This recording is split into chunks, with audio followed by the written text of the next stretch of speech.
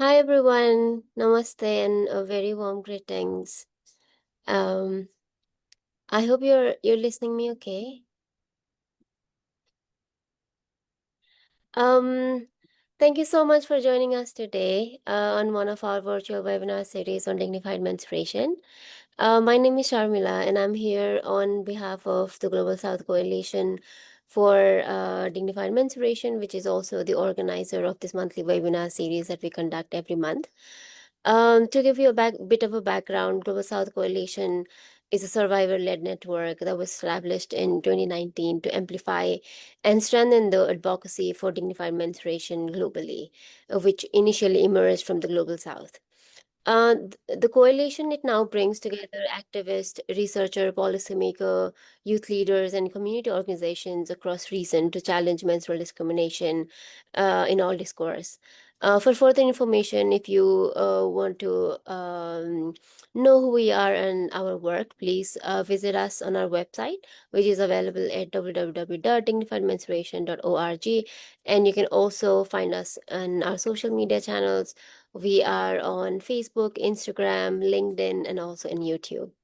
So this webinar series is a part of our learning cohort designed within the Sang Per Song project to create a feminist, inclusive, and political learning ecosystem centered on dismantling menstrual discrimination and promoting dignified menstruation globally.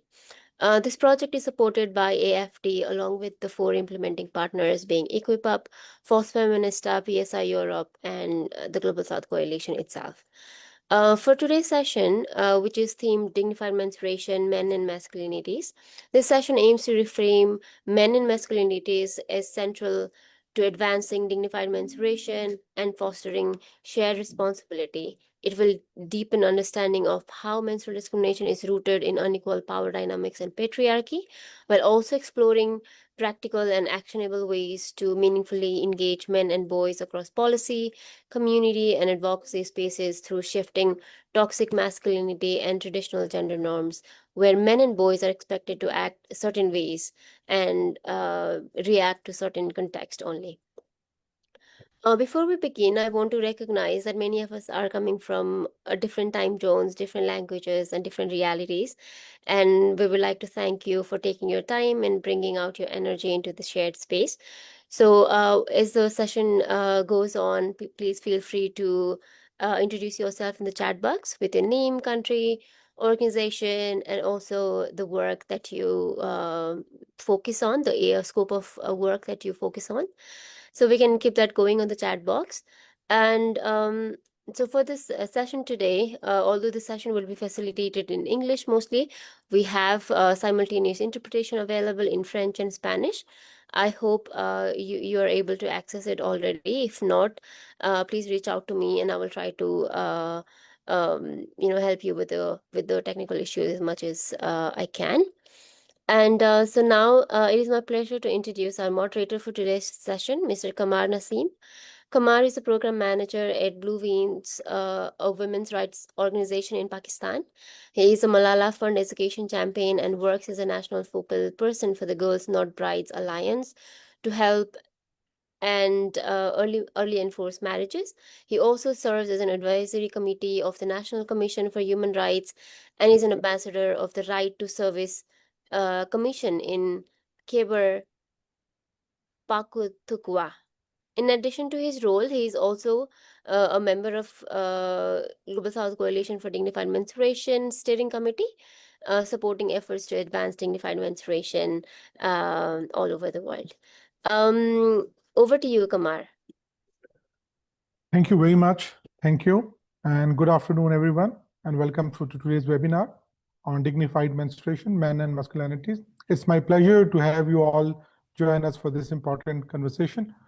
Today, we will explore how men and boys can play a positive role in supporting dignified menstruation, and we'll also discuss how this unequal power relationships and social norms affect the issue around menstruation.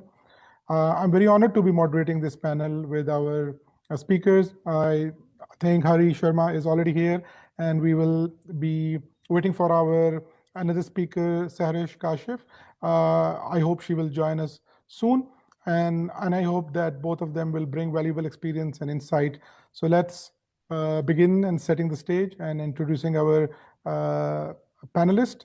Welcome Hari Sharma from the Men Engage Alliance. Thank Hari, you, can you hear me? Yeah, yes, thank you.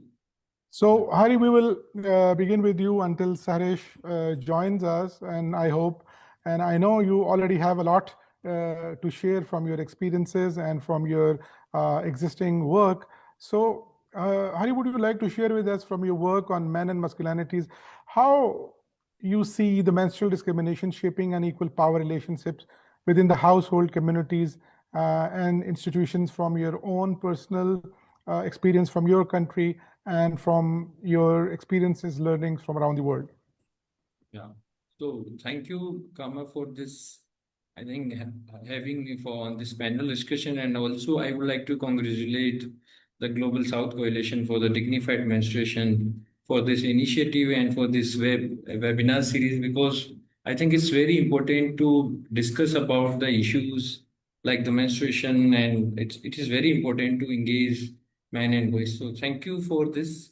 And just for my brief introduction, so basically, already as you said, I am the part of the Men Engage Alliance India, and I'm the co-chair of the Men Engage India network.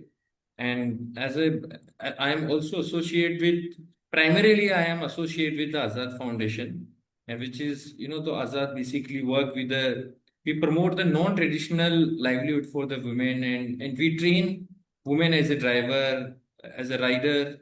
Since 2018, we have been working to how, the women can get into the work which considered only for the men's job, like driving in India is a completely male dominated work. So in the last 15 years, more than 5,000 women have been trained by the Azad, and like in the last year, around 20 women have got their job as a truck driver in the with we have partnership with the Baton company, and now they are working in the Europe as a truck driver. So basically we have learned that I think just we need to give, I think, support and opportunity to women, so they can work anywhere, because work has no gender.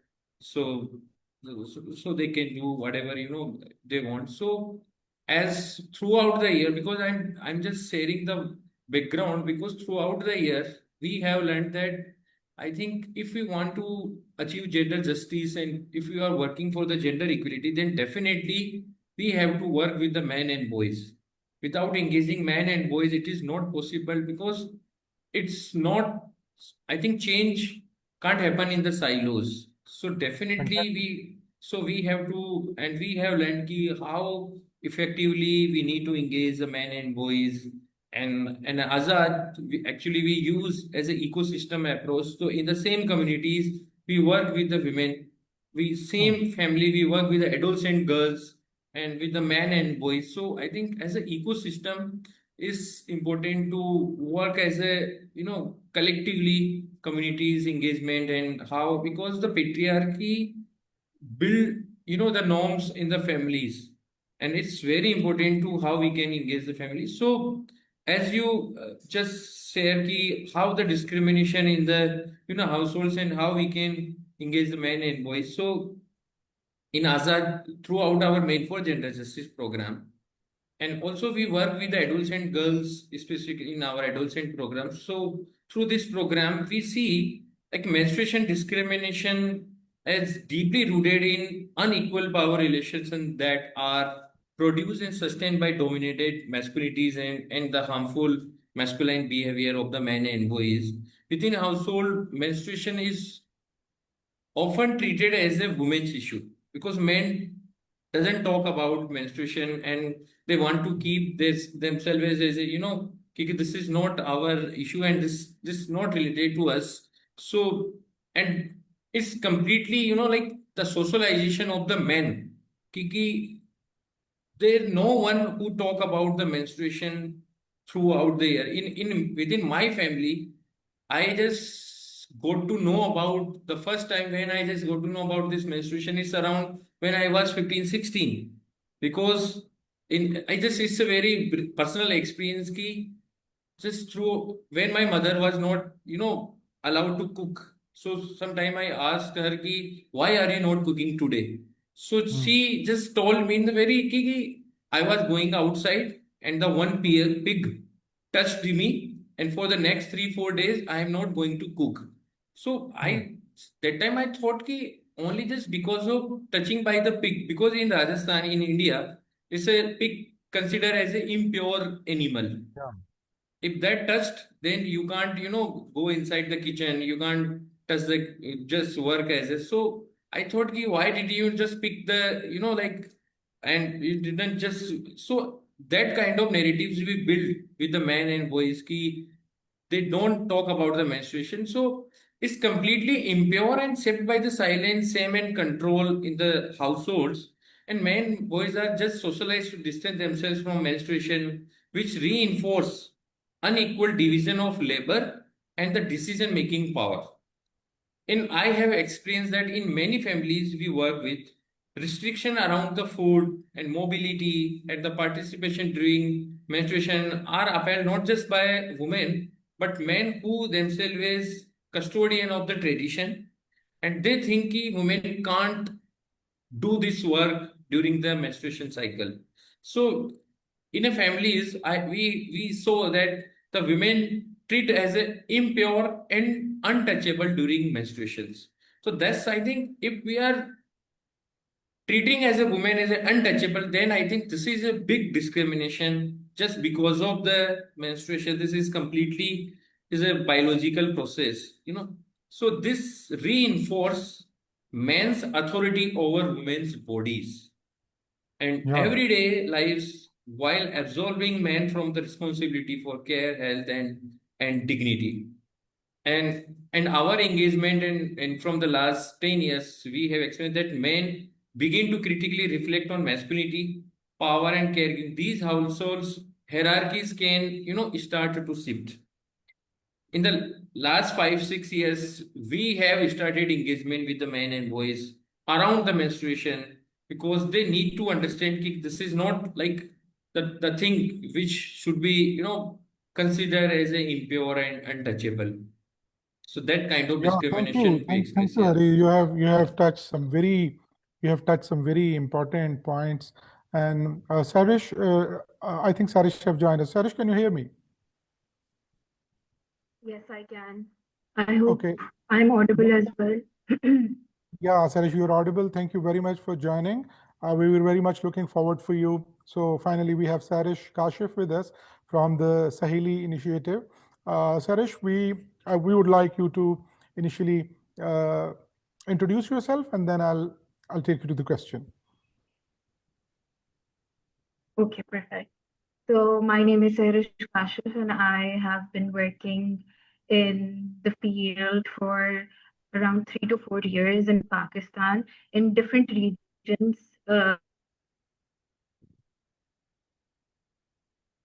With regards to menstrual health and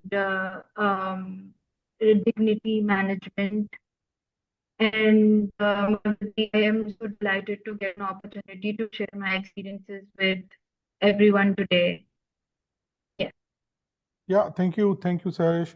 And especially in the South Asian context, where there's a general belief that educating women only without educating men in their life uh, further complicates situations for them when it comes to issue like menstruation and about their rights. So, from your own community engagement experience, how do you see the men and boys currently and socializing around the issue of menstruation, and how does this influence the existing stigma, silence, and the exclusion which is persistent and exists right now?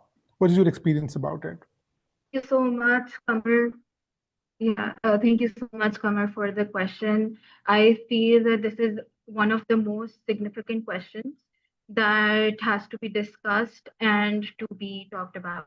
And I want to begin by grounding this conversation in what community engagement in Pakistan actually shows us. Because the silence around menstruation in our context is not accidental, it's mainly structured. From Yeah. early childhood, boys in Pakistan are socialized to treat menstruation as shameful, polluting, and exclusively a woman's concern. This confirms that menstruation health issues in South Asian countries, as you mentioned, are compounded by traditional taboos, gender inequality, and insufficient institutional support. Whereas in Pakistan specifically, the educational curriculum does not include any formal instructions on menstrual and sexual health and products. In education, experts have not seen this as pertinent to their work. I would like to also highlight that our neighboring countries do have started working on building curriculums collectively around Yeah. menstrual health and menstruation about menstruators to start the discussion from schools at a very early age with boys who are non-menstruators. But Pakistan still it very challenging in today's time to do such or take such an initiative. With the stigma associated with the subject treated as a necessary aspect of society. What does this produce? I would say that boys who grow up in institutional silence become men who enforce that silence, which is within our households, schools, and workplaces. As per my experience, masculinity shows that dominant male roles, including suppressing emotion, avoiding being considered feminine, are prevailing standards. And men's limited emotionality reflects generational tension around. In practice, we see manifest as administrators being required to hide their menstrual products, skip prayers, or pretend to pray or pretend to fast during Ramadan, avoiding chores and miss school, all reinforced by the unspoken code that men and boys uphold without um, ever being asked to question them. Menstrual discrimination in Pakistan simply it's a tool of patriarchy that I believe boys are teach to maintain. And training begins before they fully understand what menstruation even is. So they can decide for themselves what to declare themselves as. That is why talking about it and engaging non-ministrators starting with boys is not optional, it is fundamental and foundational at the moment. Yeah, thank you, Sarish. Thank you for highlighting and sharing your views with us. Hari, I just want to, like what Sarish has said and what you have said earlier. Um, Despite that there are challenges, there are taboos and stigmas, but we see that increasingly not in the South Asian context only, but also in countries like Africa and even in other European countries also now increasing number of men and boys are engaging with the issue of dignified menstruation, and they've been seen as an allies towards the dignified menstruation work. So what are the key barriers do you see which like meaningful engaging men and boys in a dignified menstruation, because it, as we already said, that it is initially it used to be considered as a woman issue only, and an issue which should not be even talked about within women itself, and even this practice exists that it is we see that even the conversation does not go within the women in the house. So how can we move beyond this tokenistic involvement to the genuine accountability of men and boys in the issue of dignified menstruation? Yeah, so thank you. And just as my co-panelist said, there is some men and boys who face it's not our issue, and there is a lot of pressure on men and boys to be keep just themselves away from these issues, and there is a lot of another issues. So basically, in our experience, we have seen that there is the first and the major barrier is deeply entrenched the patriarchal masculinities. And being a man, or from as a socialization process, the always being man just teased Kiki, and throughout experience, we also learned that ki men are not taught them as a be a man, but they have taught like don't be a woman. So these kind of the norms just socialize to view menstruation as a taboo, shameful, and irrelevant to men. Because this is completely like, it's sometimes we have seen ki men are not discussing these issues with their families, with their friends, because they don't have any information ki what is the menstruation and why it is happening and what's the process between the women's body, because the men are not aware about their own bodies. They always interested and just to know about the women's body, but in a very sexual way, because the Yeah. masculinity manifests always in a performance. So they always interested about the sex and just discussion about the sex. So but they don't discuss and know about the menstruation and the body. So the patriarchal masculinities sometimes keep away from these issues, and also the perception around the menstruation is only considered as a women's issue. Already we have talked about it ki many men but only just superficially and attending sometime workshop and campaign. It's not just without recognizing their own role in sustaining discrimination practices at home and communities and within the institution, and how they can the challenge these norms. Because sometimes if and there are many men who are standing for these taboos, so they face backlashes from the families and from their friends. So they face mockery and label as a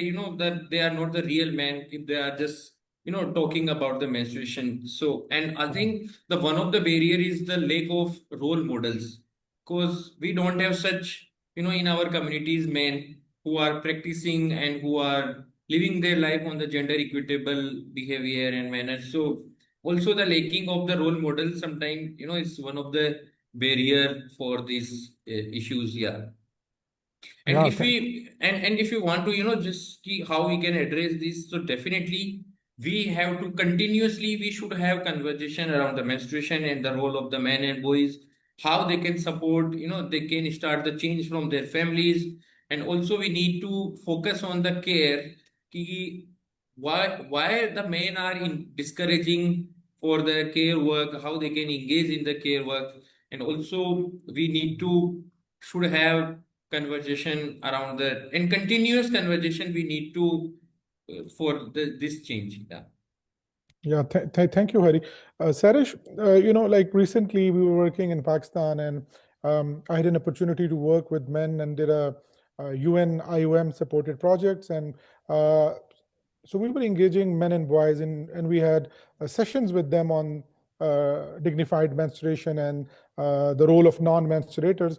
Initially, we had a fear of backlash, that how the men and boys going to react on the issue. My experience is very positive. Most of the men we engaged considered it as a very important subject, and they have also, shown their willingness and their interest in the subject, uh, and they recognize the role they can play as fathers, as a brother and husbands, despite that they're non-menstruators. So there is a continuous debate also, not only in Pakistan, but we see this is online also happening on the social medias, that either the men as a non-menstruator should be the part of the movement on the dignified menstruation or not. So from your own very work, can you share some examples where emerging non-menstruator has either reinforced, or maybe they have helped challenge the menstrual discrimination, and what made the difference? So do you think there is a backlash, or there are good examples as well? And so what is your experience about it? Okay, so I would say that I do agree that there are groups and communities where there has been a very positive response to our efforts. However, I won't say that there isn't any backlash. There is, and there are certain factors due to this backlash, and these factors include uh, radicalization, a religious uh, influence, and limited awareness, and also a generational gap. You would see that boys or younger men would be more positively inclining towards our efforts and supporting us and willing to understand what the issue is, what are the challenges, and how they can contribute. However, the elderlies would be very strictly holding their cultural and traditional practices.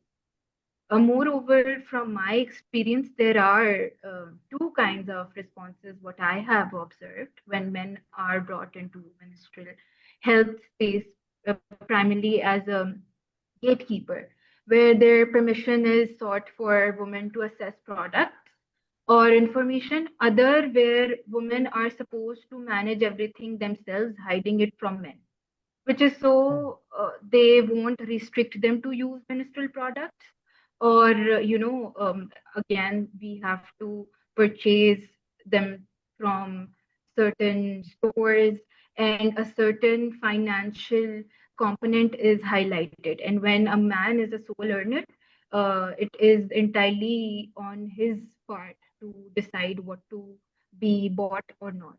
So a lot of times, even I have observed once when I was out for groceries, and a family in front of me were purchasing their groceries, and I think they had an a limited budget for their groceries, and that ran out. So what they did, took out all the menstrual products from their grocery and bought the entire essential, which greatly highlights that that is not an essential component or something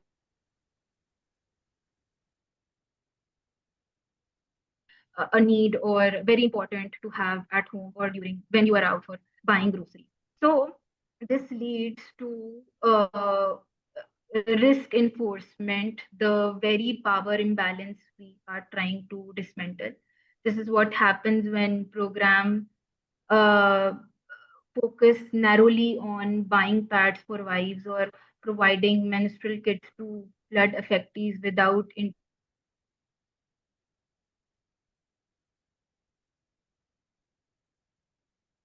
So, Sarish, can you hear us? So, Hari, can you hear me?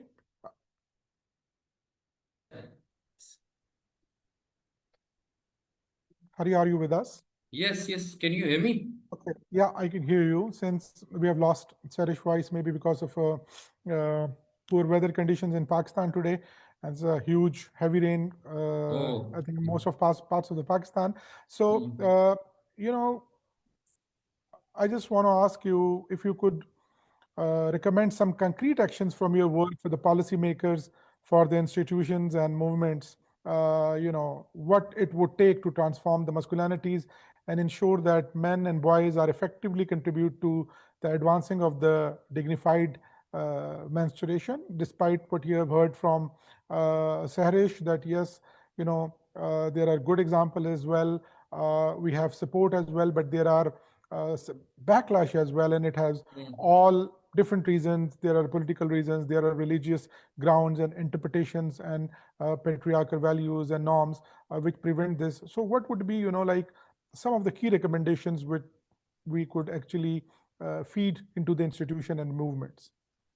Actually, to the wider impact, definitely we need to engage the policy makers and around for the menstruation, for the dignified menstruation, and definitely I think one of the two, three key recommendation in our experience we have worked throughout the year. So one of the important thing I think the dignified menstruation should be part of the curriculum from the, I think during from the sixth class to, it should be, inclusive, I think, and we should add in our curriculums, and also it should be gender responsive policies, and I think we need to keep some specific budgets for I think, to work on the dignified menstruation and this thing. And also, I think it's need to mandating gender inclusive infrastructure, such as, the safe and accessible restrooms in the workplaces,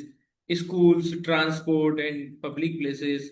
So one of the, I think it's a key recommendation. And also menstruation, and it's a debate issue in India in now, Kiki. I think the menstruation leave should be processed, and I think the women should get 3 4 days. So yes, there is some, it's some, there are debate, Kiki, it's beneficial, and some, also there are some raise around, like it will decrease the workforce participation, but we need to examine it, but and we need to create such kind of supportive, policies, and that's help women to get, in the workforce, but also for the menstruators, and it will support them. Yeah, so these, I think, some of key recommendation from as per my views and experiences. Yeah. Thank you. And Sarish, are you there with us? Sarish, can you hear us? Yes, I can. Apologies for my internet. We had a lot of rain here, and Yeah. that's causing a bit of disturbance. Yeah, so thank you very much for still joining us despite all the challenges and the network issues because of the bad weather we are facing in Pakistan today. So what do you think, what are some of the key steps some networks and organizations can take to create a safe, inclusive spaces where menstruator and non-menstruator can collectively advance for the dignity and rights? What do you think, what are the spaces for such interaction and its effectiveness?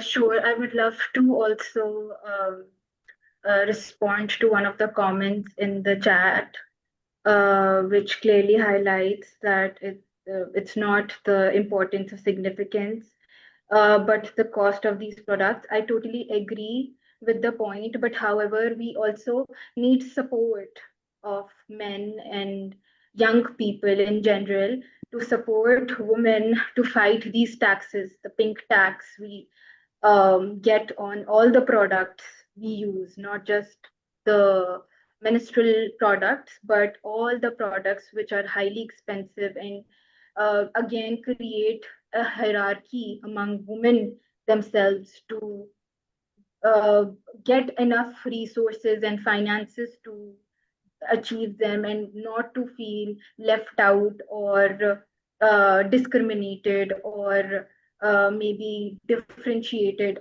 from other women of the society. So, and moving on to the question Kamar has asked, I would, yes, there are certainly some important steps that I would recommend should be followed in order to keep the advocacy and awareness around collectively advancing dignity and rights in our country. From the first step should ideally be interrogate dignified menstruation into comprehensive school curriculum for all genders. When I say all genders, mean everyone who exists or howsoever they exist. They should be become relevant and part of what we study in gender. Because educating boys about puberty and menstruation has been shown to reduce menstrual stigma and negative attitude. And boys themselves have reported that puberty education is vital for them. And in Pakistan, where so much formal curriculum exists, youth led advocacy for inclusive health education is the most immediate entry point for us. And it's also convenient for us to intervene accordingly. This also, avoids all the bullying we face, which I also faced when I was young, and I was studying in a co-education system where there were boys, and most of the time teachers or facilitators used to tell us to hide this, or if we ever used to get any spot on our clothes, we were told to stay away from boys, so they won't be able to know or bully you later on, which was, I think, not that sensible of an act. But however, moving on, secondly, is to create structured, safe dialogue spaces where menstruators and non menstruators can speak together, not immediately, but in phases, guided by feminist facilitation principle. Fear of being teased by boys or male classmates lead to 30% or more of girls missing school during menstruation in our region. And this means the physical and emotional safety of menstruators depends on the attitude of non-menstruator beside them. One of the incidents that took place was when I was in school again. We had single toilet for girls and boys. And one day a boy saw a disposed pad, held it through a wooden stick, and ran all around the school making fun, which was emotionally threatening for us. And we were traumatized for a few days. And I didn't go the next day because I had my periods. So, thirdly, train and deploy male community champions, which will be a way to encourage them. We still struggle to have same power as men to discuss issues with them, not as authorities or over our bodies, but as peer educators who can normalize administration within this circle. Evidence show that engaging men in meaningful ways, including sharing household responsibilities, supporting education, and advocating policies that increase women's access to resources, challenges patriarchy, belief that restrict women agency. And fourth, use art and storytelling and digital spaces. Like we do have a lot of stories of mothers making menstrual kits for their daughters, and fathers supporting and helping their daughters. So, usually in cases when they are the sole parenting or single parent to a girl, so they usually, because they have to educate themselves in order to help or nourish their young ones, and this has always helped in improving a girl's life. They such children from a background where the fathers are very much involved in educating or awareing their children about puberty, menstruation, are different, and they stand out very differently in a group or a community, because they are very positive towards supporting their female friends, colleagues, and always there to support rightfully. So I Yeah, believe thanks. that Thank you very much. And now we are coming to the conclusion of the today's webinar, and we have few minutes left. But before we could open for the question and answer session, what would be the one key message, Saresh, do you think? What what gives you hope by engaging men? And do you think they can really contribute into transforming the future of dignified menstruation in the communities? Do you work in the context, global context, or in the context of Pakistan? And what is the one immediate action we must take to get us there? I love the ending, and I would love to share that what gives me hope is that boys are not born with menstrual shame. Actually, they just are taught that it is shameful, and what is taught can be untaught and unlearned. So this gives me hope, and we are working on it. And we see, okay, out of 100, two or one boy changing and supporting their family, the girls or women around them, is very hopeful. I'm not into numbers that the turnout is huge and then I'll be hopeful, but yeah. And one immediate action is that every school, madrasas are places where religious curriculum is taught to both girls and boys separately, and community centers and youth network must hold at least one structured, facilitated conversation this year, every month, where boys and men engage with dignified menstruation, not as observers, but as accountable participants. It should not be a lecture, it should be a dialogue, one where they are asked, what role have I played in this silence? What role can I play in breaking it? So this is how I think that menstruation discrimination is a root driver of patriarchy, and ending it requires all of us, administrators, non-administrators, to stand together with mutual love, respect, and Thank you very much, Hari. Same question for you.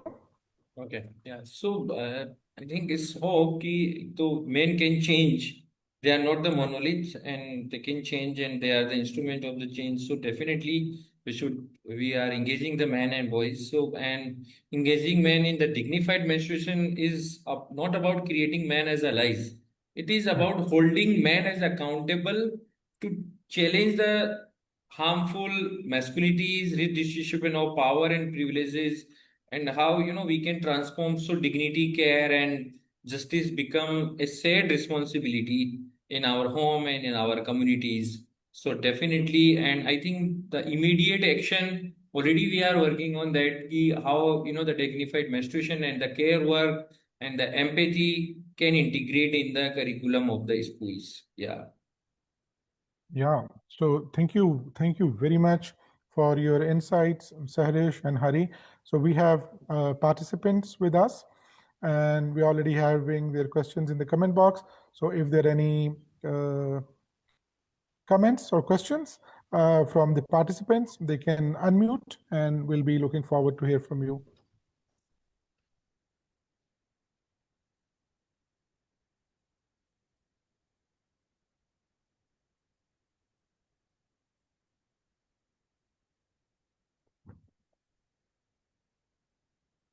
Are there any questions from the participants for the panelists?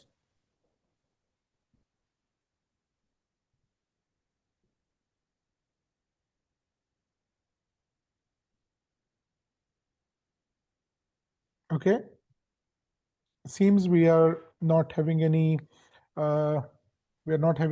questions from the participants. So I would want to. I think someone has raised hand. Okay, please unmute yourself and proceed with the question, please. Yes, hi. Thanks for this panel and all the very interesting information that has been shared. You very much dwelled on the social side and aspect of the fight for dignified menstruation. I didn't hear so much about things that could be done at the policy level, even if it's decentralized. How can we force, even if it's local authorities, and it can be formal local authorities, it can be religious, it can be social, traditional. How do we help them shift, and how do we involve them into, I guess I'm asking, talking from West Africa, maybe good experiences of convincing these kind of stakeholders into changing the approach, the social approach to this question. Thank you very much.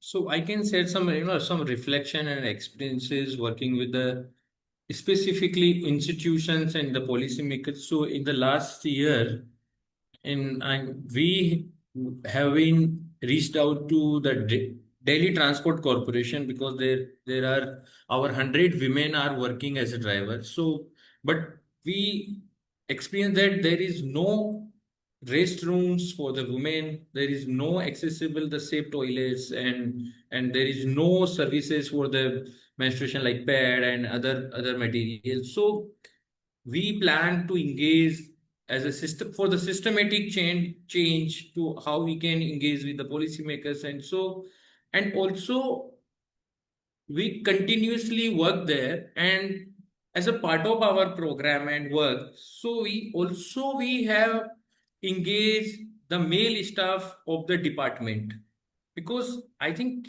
just building the restrooms and creating a structure is not complete work, because if we will not engage the men and boys, the same situation will be happen in the next some years.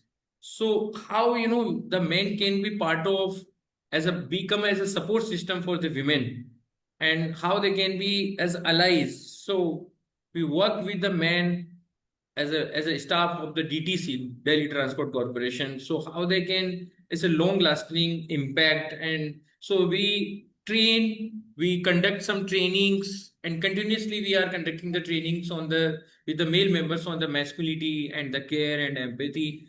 And I think after the 6 months of experience, there is some stories, success stories, and now the department has included the masculinity and the care work in the curriculum of their training. So I think this kind of, or we need to engage other departments and stakeholders to make this sustainable, and how we can, to create the systematic change in these institutions. So definitely we need to engage the schools departments, education departments, and other official departments. So there is some, it was explained, so I thought I should say, yeah. Yeah, thank you. Thank you very much. We have last few moments, few minutes. Thank you, everybody. I think very important discussions, very important points were raised by the panelists, coming from their own experiences and from the movement they represent. And I think that we clearly see that there is an increased understanding of the menstrual discrimination as a structural issue linked to the masculinities and power in not only in the countries from where we come from, but also in other parts of the world, and there are similarities.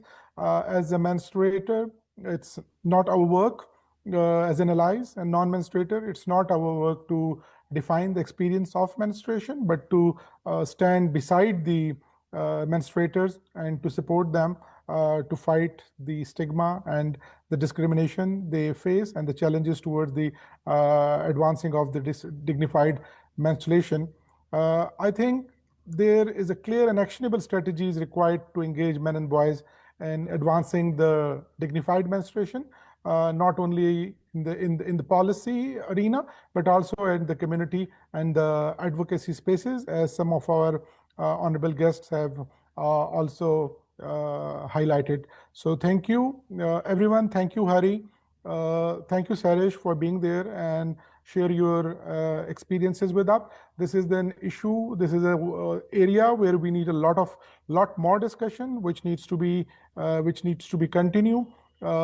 This is not limited to one country. It cannot be resolved through a project, but it needs a movement, I think, and it's need a men's movement. And I'm very glad that there are organizations, networks, and allies available around the globe, which are now carrying forward this discussion, and we see some very encouraging results. So thank you once again, everybody, and we'll continue this discussion till another e-meet. Thank you very much for Thank joining. you. Yeah, thank Thank you you, very much. Kama, for this wonderful moderation and for this discussion. Yeah, thank you.